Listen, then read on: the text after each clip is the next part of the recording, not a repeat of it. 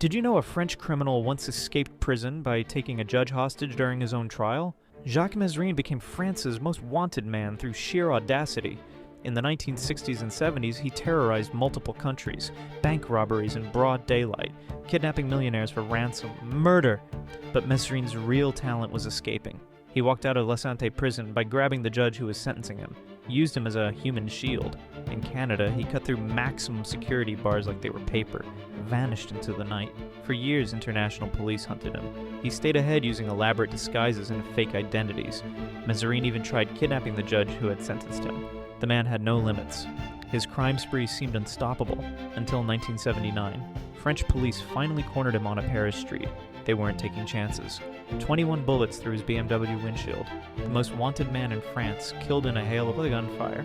His violent career inspired movies and made him a folk hero, the ultimate criminal who pushed too far.